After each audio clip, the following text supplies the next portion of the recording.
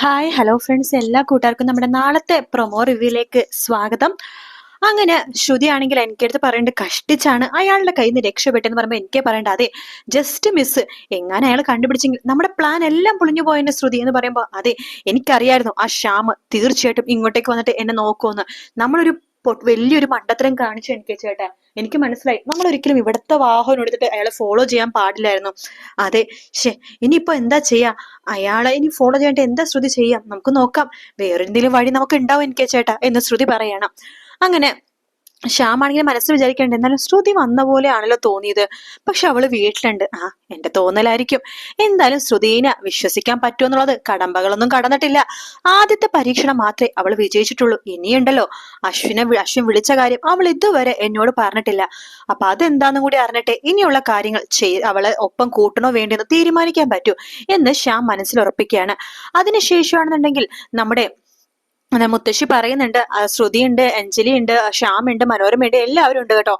ആ സമയത്താണെന്നുണ്ടെങ്കിൽ ശ്രുതി മനോരമല്ല മുത്തശ്ശി ഇങ്ങനെ പറയുന്നുണ്ട്, എന്നാലും കുഞ്ഞൻ പോയിട്ട് എത്ര ദിവസമായി? അവൻ ഇത്ര ദിവസമായിട്ട് എന്നോടൊന്നും സംസാരിച്ചിട്ട് പോലില്ല. സാധാരണ അവൻ എവിടെ പോയാലും അഞ്ജലി അടുത്തും എന്നോട് സംസാരിക്കാറുള്ളതാണ്. ആദ്യമായിട്ട് കുഞ്ഞൻ പോയിട്ട് ഇത്ര ദിവസമായിട്ട് വിളിക്കാതെയൊക്കെ ഇരിക്കുന്നത്. അവൻ എന്താ ഇത്ര ജോലി തിരക്ക് ഒന്നും മനസ്സിലാവുന്നില്ലല്ലോ. എന്നാലും അവൻ വിളിക്കാത്തത് എന്തായിരിക്കും?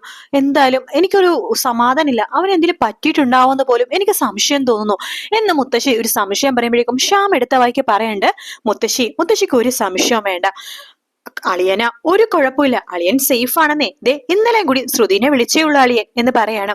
അതേക്കുമ്പോ ശ്രുതി ആകെ ഞെട്ടിപ്പോട്ടോ. ശ്യാം പെട്ടതിനെ കണ്ണിങ്ങനെ ഇറുക്കി കാണിക്കാണ് നുണയാണെന്ന രീതിയിൽ. ശ്യാം പറയണ്ട, എന്താ ശ്രുതി ഇന്നലെ നിന്നെ അളിയെ വിളിച്ച കാര്യം നീ എന്താ മുത്തശ്ശിയെടുത്ത് പറഞ്ഞില്ലേ? അതോ മുത്തശ്ശി, ഞാൻ ഇന്നലെ രാത്രിയാണ് അശ്വിൻ സാർ വിളിച്ചത്, അതുകൊണ്ട് മുത്തശ്ശിയെടുത്ത് പറയാൻ ഞാൻ മറന്നുപോയതാണ്. ഓഹോ, അപ്പൊ നിന്നെ വിളിക്കുന്നുണ്ടല്ലേ? കുഴപ്പമില്ല, അവന്റെ ഭാര്യനെങ്കിലും അവൻ വിളിക്കുന്നുണ്ടല്ലോ.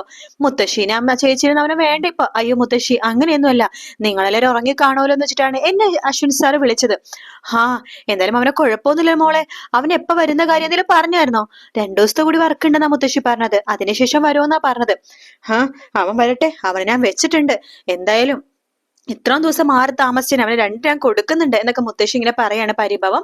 മനോരമക്ക് ദേഷ്യം വരട്ടെ, കാരണം ശ്രുതി ഇങ്ങനെ വിളിച്ചെന്ന് പറഞ്ഞിട്ട് മനോരമ എടുത്ത് ആ കാര്യമൊന്നും പറഞ്ഞില്ലല്ലോ. അങ്ങനെ ശ്രുതി അവിടെ നിന്ന് പുറത്തേക്ക് പോകുമ്പോഴേക്കും മനോരമ ശ്രുതിനെ വിളിക്കണ്ട്, അതെ കീരസാരിക്കാരി നീ അവിടെ നിന്നേ എന്ന് പറഞ്ഞ് വിളിക്കാണ്. എന്താ ആന്റി? അല്ല, അശ്വിൻ നിന്നെ വിളിച്ചിരുന്നോ? കുഞ്ഞൻ അത് വിളിച്ചിരുന്നു ആന്റി. ആന്റിയുടെ മുമ്പിലല്ലേ ഇപ്പൊ ഞാനത് പറഞ്ഞത്. അല്ല, എന്നിട്ട് നീ എന്താ ഇത്ര നേരിട്ട് എന്നോട് പറയാതിരുന്നത്? ആന്റി, അതിന് വേറൊന്നും ഉണ്ടായിരുന്നില്ല, ജസ്റ്റ് വിളിച്ചു അത്രേ ഉള്ളൂ. നമുക്ക് സംശയിക്കാൻ പറ്റുന്ന തെളിവോ കാര്യങ്ങളോ ഒന്നും ഉണ്ടായിരുന്നില്ല. അത് ഞാനല്ല തീരുമാനിക്കണത്. നീ എന്താ അശ്വിനെ സംബന്ധിച്ച കാര്യങ്ങളൊന്നും എന്നോട് കറക്റ്റ് ആയിട്ട് പറയാത്തത്? ഞാൻ പറഞ്ഞതല്ലേ എന്ത് ചെറിയ കാര്യമാണെങ്കിലും എന്നോട് പറയണോന്ന്. നീ എന്താ പറയാത്തത്? അത് ആന്റി ക്ഷമിക്കണം, ഞാൻ ഇനി ആന്റി അടുത്ത് എല്ലാം പറഞ്ഞോളാം. ശരി എന്ന് മനോരമയും സംശയത്തോടെ പറയാട്ടോ.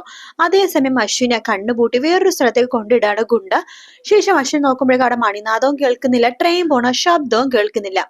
അശ്വിൻ ഇങ്ങനെ മനസ്സിൽ വിചാരിക്കുകയാണ്, അല്ല ഇന്നലെ ഈ സമയത്ത് ട്രെയിൻ പോയ ശബ്ദവും അമ്പലത്തിലെ മണിനാഥവും കേൾക്കുന്നുണ്ടായിരുന്നു.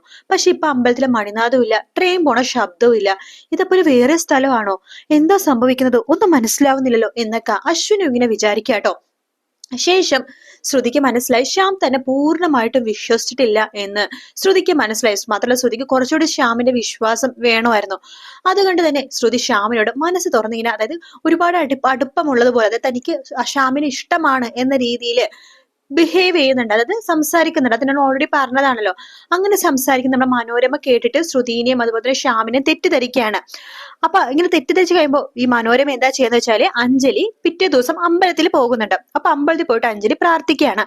ആ സമയത്ത് മനോരമ വീട്ടിൽ നിന്ന് അഞ്ജലിനെ വിളിക്കുകയാണ്. അപ്പൊ അഞ്ജലിയോട് ചോദിക്കണ്ടേ, നീ ഇത് എവിടെയാ മോളെന്ന് ചോദിക്കുമ്പോ, ആന്റി ഞാനിപ്പോ അമ്പലത്തിലാണ്. അയ്യോ എനിക്കൊന്നും കേൾക്കുന്നില്ല ആന്റി, അമ്പലത്തിലാണ്, ഞാൻ പിന്നെ വിളിക്കാന്ന് പറയുമ്പോഴേക്കും ഏത് അമ്പലത്തിലാന്ന് ചോദിക്കുമ്പോ ഇന്ന് ക്ഷേത്രത്തിലാണെന്ന് അഞ്ജലി പറയണം. പെട്ടെന്ന് തന്നെ മനോരമ വണ്ടി എടുത്തിട്ട് അവിടെ നിന്ന് വേഗം തന്നെ അമ്പലത്തിലേക്ക് പോകുക. അമ്പലത്തിൽ പോയ മനോരമ അഞ്ജലിനെ അടുത്ത് വിളിച്ചിട്ട് മാറ്റി നിർത്തുന്നുണ്ട്. എന്താ ആന്റി ഇത്ര അത്യാവശ്യ കാര്യം? അമ്പലത്തിൽ വന്നിട്ട് പറയാൻ മാത്രം അത്യാവശ്യ കാര്യം എന്താ? മോളെ അഞ്ജലി എന്ന് പറഞ്ഞ് കരയാണ്. എന്താ ആന്റി ഇങ്ങനെ കരയണത്? എന്താ ആന്റി പ്രശ്നം? മോളെ, ഞാൻ ഈ പറഞ്ഞ കാര്യം കേൾക്കുമ്പോഴേക്കും മോൾ ഷോക്ക് ആവരുത്, മോള് ഞെട്ടരുത്, മോൾക്കൊരു അപകടവും പറ്റരുത്. എന്താ ആന്റി തെളിച്ച് കാര്യം പറ. ആന്റി ഇങ്ങനെ പറഞ്ഞ എനിക്ക് എങ്ങനെ മനസ്സിലാവാനാണ്? എന്ത് പറ്റി ആന്റി, എന്താ കാര്യം? മോളെ, നമ്മുടെ മരുമോൻ ചതിക്കാണ് മോളെ നിന്നെ. ആര്? ശ്യാമേട്ടനെ കുറിച്ചാണോ ആന്റി പറയണത്? അതെ, നിന്റെ ഭർത്താവ് ശ്യാം നിന്നെ ചതിക്കാണ് മോളെ. എന്നിട്ട് ചിരിക്കുകയാണ്. എന്തിനാണ് ചിരിക്കുന്നത്?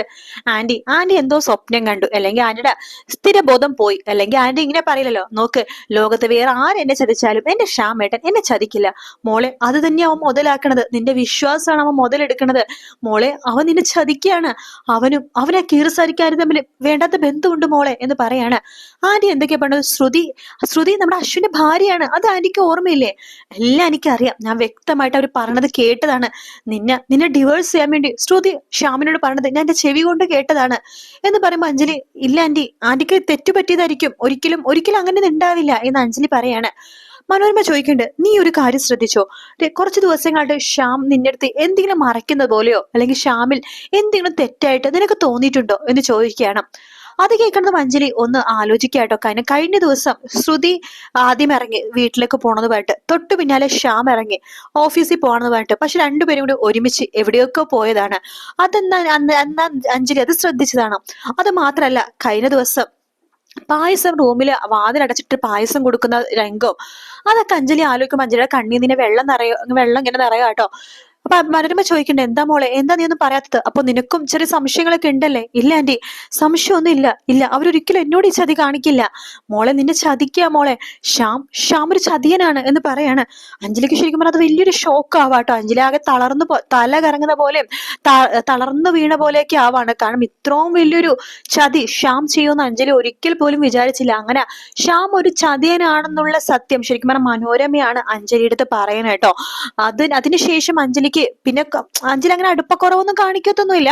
പക്ഷെ അത് കഴിഞ്ഞിട്ട് 2 ദിവസം കഴിയുമ്പോഴേക്കും നമ്മുടെ അശ്വിൻ വീട്ടിലേക്ക് വരുന്നുണ്ട്. ശേഷമാണ് ഈ അശ്വിനും അതുപോലെ തന്നെ ശ്രുതിയും എൻകെയും പ്രീതിയും എല്ലാവരും കൂടിയിട്ട് ശ്യാം ഒരു വൃത്തികെട്ടവനാണെന്നോ, ശ്യാം ഒരു അലവലാതിയാണെന്നോ, ശ്യാം തന്നെ ചതിക്കുകയാണെന്നുള്ള കാര്യങ്ങളെല്ലാം തന്നെ നമ്മുടെ അഞ്ജലി എടുത്ത് പറയാം കേട്ടോ. അത് കേൾക്കുമ്പോഴാണ് അഞ്ജലി ശരിക്കും പറഞ്ഞാൽ ഷോക്കായി പോണത്. അത് മാത്രല്ല, അഞ്ജലിയുടെ മുമ്പിൽ ഒരു പട്ടിയെ അടിച്ച് തല്ലി കൂട്ടണത് പോലെയാണ് ശ്യാമിന അശ്വിനും എല്ലാരും കൂടി ചവിട്ടി കൂട്ടുന്നത്. പക്ഷെ ഒരു പ്രാവശ്യം പോലും അഞ്ജലി വേണ്ട നിർത്ത് എന്ന് പറയില്ല. അഞ്ജലി അവിടെ നിന്ന് കരഞ്ഞിട്ട് പോവേ ചെയ്യുള്ളൂ. പിന്നെ അഞ്ജലിക്ക് ഒന്ന് ഷോക്ക് ആവും കേട്ടോ. അഞ്ജലി ഇങ്ങനെ തലകറങ്ങിയൊക്കെ വീഴൊക്കെ ഉണ്ട്. അപ്പൊ ഈ ഭാഗങ്ങളൊക്കെ ഈ ആഴ്ച ലാസ്റ്റ് കാണാൻ പറ്റും എന്നുള്ള കാര്യത്തിൽ സംശയമുണ്ട്. ചിലപ്പോൾ ഇനി അടുത്ത ആഴ്ചയൊക്കെ കാണാൻ പറ്റുള്ളായിരിക്കും കേട്ടോ. അപ്പൊ ഇത്രയൊക്കെ തന്നെ നാളെയും മറ്റന്നാളത്തെ ഭാഗങ്ങളുള്ളൂ. ഓൾറെഡി ഈ ഭാഗങ്ങളെല്ലാം തന്നെ പറഞ്ഞു കഴിഞ്ഞത് കൊണ്ടിട്ട് ഇപ്പൊ പ്രൊമോ ഡീറ്റെയിൽസ് മാത്രമേ പറഞ്ഞിട്ടുള്ളൂ. അപ്പൊ സച്ചി വരുന്ന ഭാഗം ഇനിയിപ്പോ അടുത്ത ആഴ്ച തന്നെ ഉണ്ടാവുള്ളൂ. അത് 100% ഇപ്പൊ ഷുവർ ആയി കഴിഞ്ഞു. കാരണം നാളെ മറ്റന്നാൾ എന്തായാലും ആ ഭാഗങ്ങളൊന്നും തന്നെ ഇല്ല. അപ്പൊ ഈ വീഡിയോ ഇഷ്ടപ്പെടുകയാണെങ്കിൽ ലൈക്ക് ചെയ്യാനും അതുപോലെ തന്നെ സബ്സ്ക്രൈബ് ചെയ്യാനും മറക്കല്ലേ. വീഡിയോ കാണുന്ന പകുതിയിൽ കൂടുതൽ ആൾക്കാരും ചാനൽ സബ്സ്ക്രൈബ് ചെയ്താണ് വീഡിയോ കാണുന്നത്.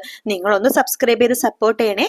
അപ്പൊ മറ്റൊരു വീഡിയോ ആയിട്ട് വീണ്ടും കാണാം ഫ്രണ്ട്സ്. എല്ലാവർക്കും ടേക്ക് കെയർ, ബൈ ബൈ.